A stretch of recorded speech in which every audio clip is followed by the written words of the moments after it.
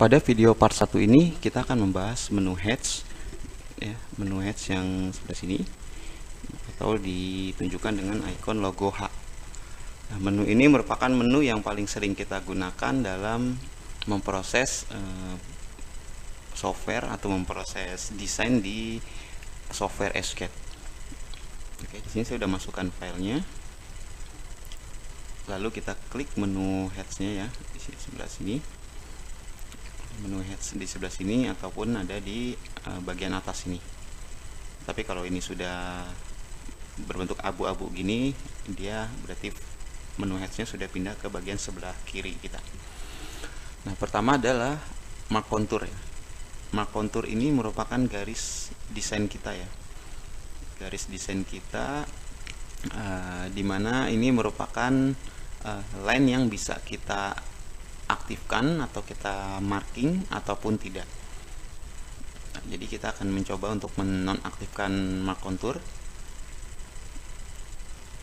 Nah, dia tidak akan terlihat apa-apa.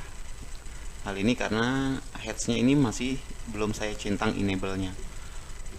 Oke, kita klik lagi mark contour, kita apply, dia akan muncul lagi. Nah, kemudian di sebelah mark contour ini ada icon kotak seperti ini dengan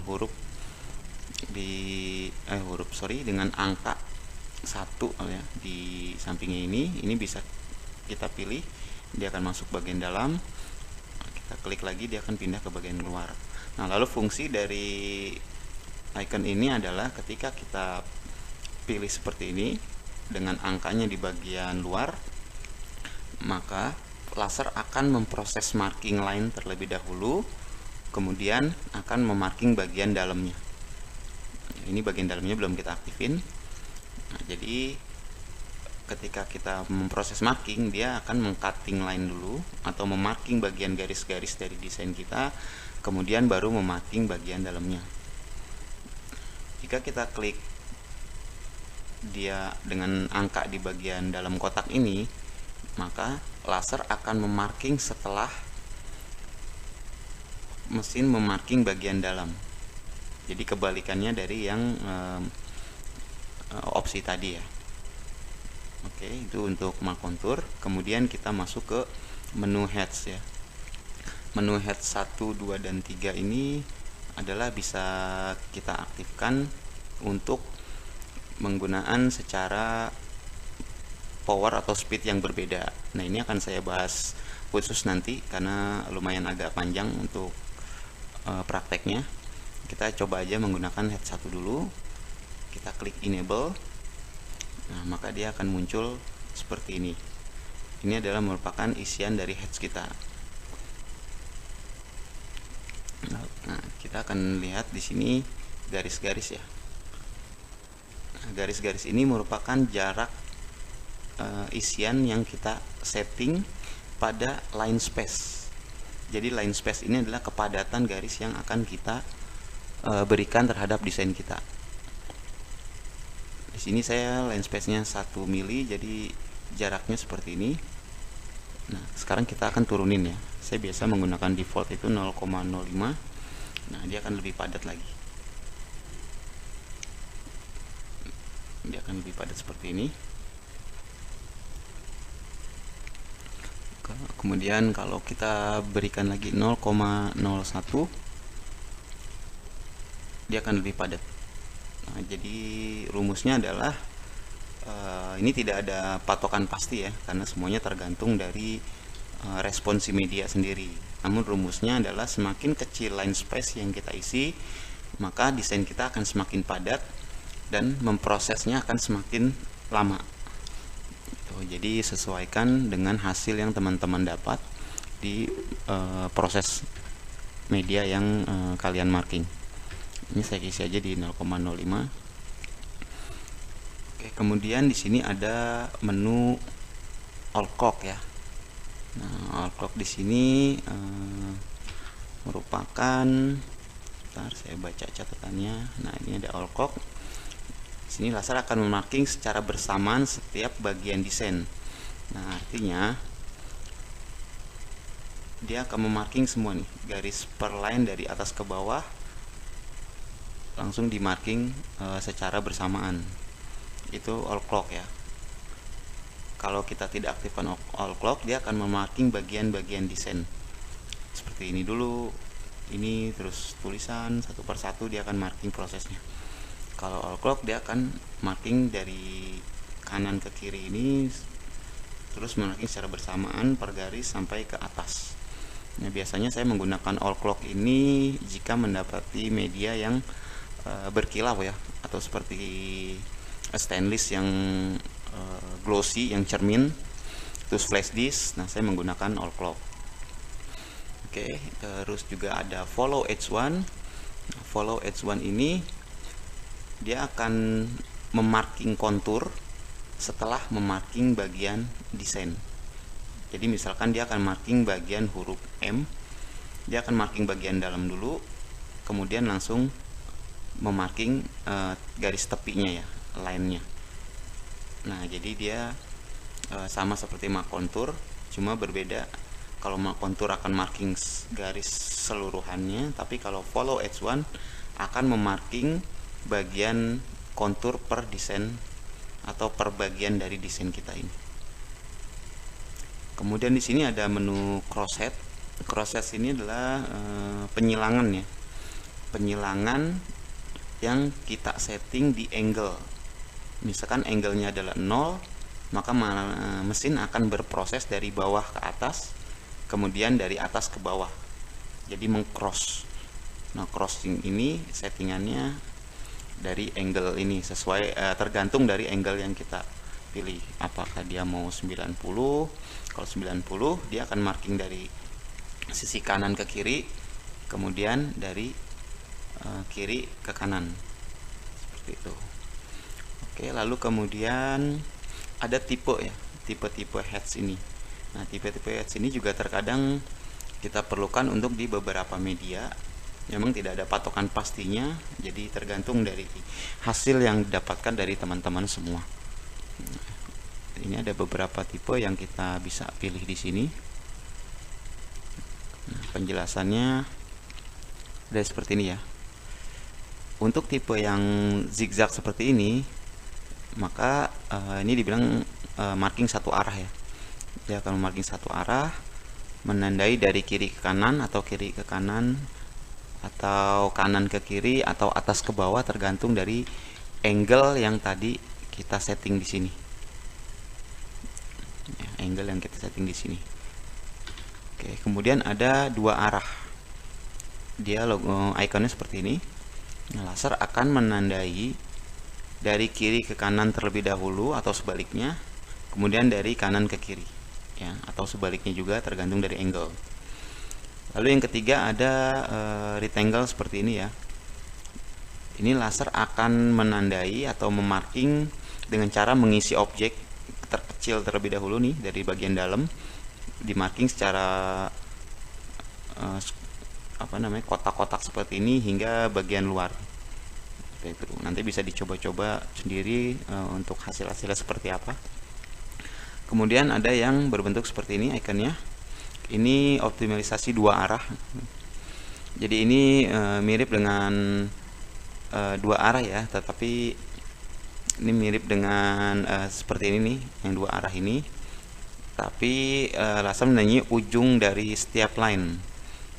Ya, dia akan menandai ujung dari setiap line. Jadi garisnya dia akan bisa dibilang dia ke kanan, lalu dia naik lagi ke atas sedikit sesuai dengan jarak line distance, lalu ke kiri, lalu naik lagi ke atas, kemudian ke kanan, dan seterusnya. Nah, kalau dua arah ini kan dia nggak memarking nih bagian yang ada garis merah ini, itu tidak dimarking. Nah, lalu kemudian ada lagi garis putus ya, seperti ini. Ini laser akan menandai dengan garis putus-putus. Ya, jadi ada bagian yang dilewati atau dilompati oleh laser seperti ini. Ya, gitu. Dan jadi untuk hasilnya nanti silakan teman-teman uji coba dulu untuk memahami dari settingan-settingan ini. Oke, itu tadi merupakan tipe. Lalu yang selanjutnya angle ya. Angle tadi sudah kita bahas juga, tapi di sini saya akan coba tunjukkan pengaruh dari angle ini. Untuk lebih jelasnya akan saya besarin dulu line distance-nya atau line space ya. Ada beberapa SCAD yang di sini tertulis line distance, ada juga line space, tapi fungsinya sama aja. Nah, ini adalah angle dari settingan yang kita isi di sini. Angle 90 derajat. Ini crosshairnya saya nonaktifin dulu biar kelihatan. Nah, ini angle 90 derajat. Dia akan vertikal seperti ini. Nah, lalu kalau misalkan kita angle-nya adalah 0, nah dia akan seperti ini. Jadi proses markingnya akan dari bawah ke atas seperti ini. Nah, lalu kita kalau isi angle di 45, nah dia akan miring. Jadi angle ini adalah isiannya dari desain kita ini berbentuk atau berprosesnya dari arah mana ya, seperti itu. Kemudian di sini ada lagi count ini jumlah ya, kita mau settingan heads di sini, kita mau proses berapa kali gitu. Jadi sama juga dengan di menu speed power ini pun dia punya loop count. Nah, makanya kenapa saya bilang jangan di skip video ini, karena settingan dari sini akan berpengaruh juga ke dalam settingan speed dan power. Jadi terkoneksi atau saling berhubungan. Oke, kemudian line space tadi sama, ini adalah jarak yang desain tadi ya. Ini bisa disesuaikan aja. Terus ada lagi edge offset. Edge offset ini merupakan garis tepi, jarak garis tepi atau kontur ini dengan isian desain kita. Nah, mungkin ini ada beberapa menu yang di bawah ini jarang digunakan. Nah, tapi saya akan berikan contoh satu. Misalkan di sini saya isi edge offsetnya adalah 1, kita apply. Nah, ini jaraknya ya. Jadi antara isian dalam ini akan berjarak dengan line kontur di sini. Line space-nya saya kecilin lagi. Nah, ini ya. Jadi nanti akan ada jarak di antara markingan bagian dalam ini dengan kontur. Jadi ada beberapa customer kemarin bertanya atau mendapati hal seperti ini, ternyata mereka mengaktifkan edge offset secara tidak sengaja ya mungkin. Jadi seperti itu. Ini juga sama, start offsetnya jarak antara mulai marking dengan jarak apa namanya kontur ini. Kita akan coba nih start offset. Ini saya isinya 0 aja biar kelihatan. Start offsetnya kita kasih 1 misalkan. Nah, lihat dia akan ada jarak di sini. Jadi dia akan memulainya atau men-start markingnya itu 1 mili dari garis kontur. Jadi seperti itu juga dengan end offsetnya ini, berarti dia akan di akhir marking atau di bagian atas ini. Oke, nah, mungkin untuk headsnya bagian average distribusi ini itu aja yang bisa saya kasih ya, karena ini memang jarang juga, jadi nggak terlalu sering saya gunakan. Nah, terus ada juga, oh iya nih belum ya, ini pen ini merupakan apa namanya ya, warna atau pen yang akan kita gunakan untuk mengatur speed dan power di sini. Mengatur pen hitam, maka kita klik pennya di sini. Jika kita mengisi pen hitam di sini, maka yang kita atur adalah pen di sini. Dan ini juga direflektifkan oleh garis di sini ya. Isian ini akan berwarna hitam juga. Nah, sekarang kalau kita klik warna biru, kita pilih pen nomor 1, apply, maka ini berubah juga jadi warna biru.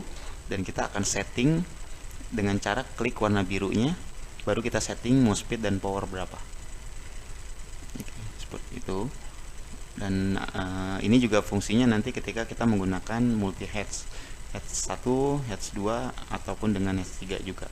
nanti akan saya bahas di video tersendiri ya. Demikian pembahasan dari menu heads ini. Jika ada teman-teman yang masih kurang dipahami, nanti bisa tulis di kolom komentar. Insya Allah saya jawab sesuai dengan kemampuan saya. Terima kasih sudah menonton. Jangan lupa dukung terus dengan like, comment, share, dan subscribe. Untuk selanjutnya nantikan video part 2 nya untuk membahas lagi beberapa menu yang ada di software Escape ini ya, dan beserta fungsi-fungsinya. Terima kasih. Assalamualaikum warahmatullahi wabarakatuh.